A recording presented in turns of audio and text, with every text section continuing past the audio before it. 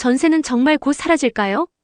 갭 투자가 만든 구조가 무너지면 전세라는 제도 자체가 유지되기 어렵습니다. 세입자 입장에서는 전세가 줄어드는 게 가장 큰 걱정입니다. 월세보다 전세가 상대적으로 주거 비용을 낮출 수 있기 때문입니다. 하지만 집주인 입장에서 보겠습니다. 집값만큼 현금을 갖고 있는 사람이 얼마나 될까요? 대부분은 세입자가 넣어준 전세 보증금으로 그 집을 유지해왔습니다. 전세가 유지되려면 반드시 새로운 세입자가 들어와야 합니다. 기존 세입자가 나가면 그 보증금을 돌려줄 새 세입자가 들어와야 집주인이 자금을 메꿀 수 있습니다. 만약 새 세입자가 들어오지 않는다면 집주인은 자기 돈으로 보증금을 메워야 합니다. 하지만 그렇게 할 수 있는 집주인은 소수에 불과합니다. 특히 갭 투자자라면 더더욱 어렵습니다. 최근 대출 규제로 전세 대출이 막히면서 전세 수요 자체가 줄고 있습니다. 임대인들이 원하는 수준의 보증금을 채워줄 수요가 없으니 자연스럽게 일부는 월세로 전환되고 있는 겁니다. 첫째, 세입자라면 전세 계약 시 보증금 반환 리스크를 반드시 점검하세요. 집주인의 재정 상태와 대출 규모를 확인하는 게 중요합니다. 둘째, 월세 전환 비중이 늘어나고 있으므로 전세와 월세의 비용 구조를 비교해 합리적인 선택을 하셔야 합니다. 셋째, 집주인이라면 전세만 고집하기보다 일부를 반전세나 월세로 전환해 안정적인 현금 흐름을 확보하는 게 유리합니다. 넷째, 정책 변화 특히 대출 규제와 보증금 반환 보증을 항상 체크해 리스크를 줄여야 합니다. 전세는 규제가 강화되면 사라지고 월세만 남는 걸까요?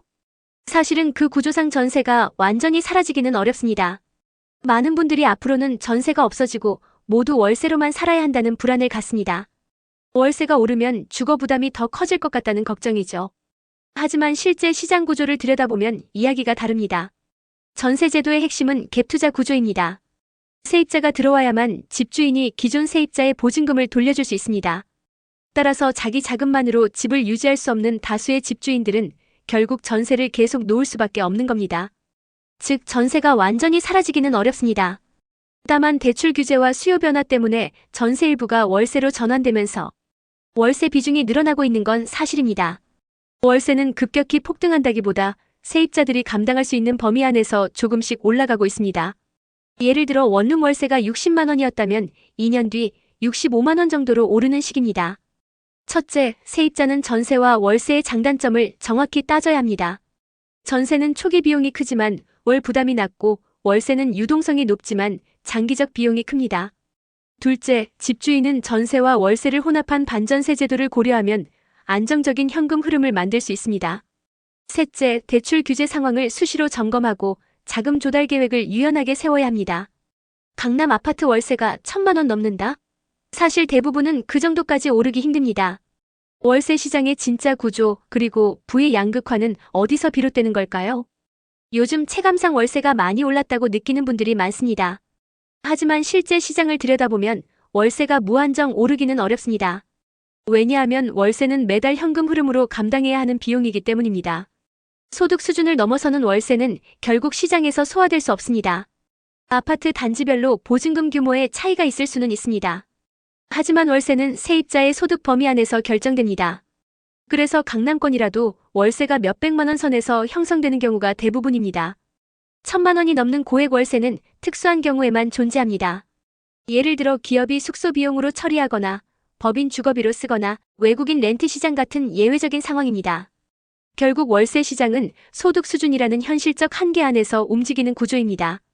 첫째, 세입자라면 내 소득 대비 월세 부담 비율을 정확히 계산해야 합니다. 통상 소득의 30%를 넘기지 않는 게 안정적입니다. 둘째, 집주인은 보증금과 월세의 적정 비율을 맞추어야 장기적인 임차인을 확보할 수 있습니다. 셋째, 고가 주택에 진입하려 한다면 단순히 가격이 아니라 유지 가능한 현금 흐름을 반드시 따져야 합니다. 넷째, 자산 계획을 세울 때 월세 시장과 전세 시장을 구분해 각각의 리스크를 따져보는 습관이 필요합니다.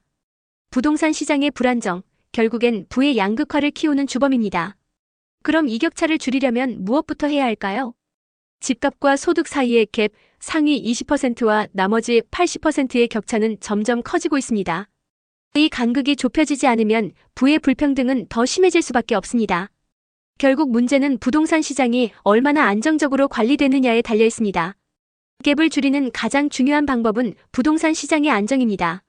시장이 안정되지 않으면 부의 양극화는 계속 심화될 수밖에 없습니다. 그래서 정부가 최근 내놓은 가계부채 관리 대책은 단순히 대출만 조이는 정책이 아닙니다. 부동산으로 흘러가는 과도한 유동성을 사전에 차단하기 위한 선제적 조치입니다. 또 금리가 낮아지면 시장에서 자금을 조달하기 쉬워집니다. 하지만 이 자금이 꼭 부동산으로만 가는 건 아닙니다. 기업, 주식시장, 민간의 생산성 투자 등 여러 분야에서도 자금을 원하기 때문에 돈의 흐름을 어디로 유도하느냐가 핵심 과제입니다. 첫째, 부동산 시장의 과열기에 무리한 대출로 투자하지 말아야 합니다. 둘째, 정책이 발표될 때 단순 규제로만 보지 말고 자금 흐름을 어떤 방향으로 유도하려는지 읽어야 합니다. 셋째, 개인은 부동산뿐만 아니라 주식, 채권, 연금 등 다양한 자산으로 포트폴리오를 분산하는 전략이 필요합니다. 넷째, 기업과 가계 모두 생산성 높은 영역에 자금을 배분해야 장기적인 자산 성장이 가능합니다. 금리는 낮아지는데 왜 대출은 더 어렵게 느껴질까요? 가계대출 규제가 바뀌면서 체감 금리는 오히려 더 높아지고 있습니다. 많은 분들이 금리가 내리면 돈 빌리기가 쉬워질 거라 생각합니다. 하지만 실제 시장에서는 정반대의 현상을 겪는 분들이 많습니다.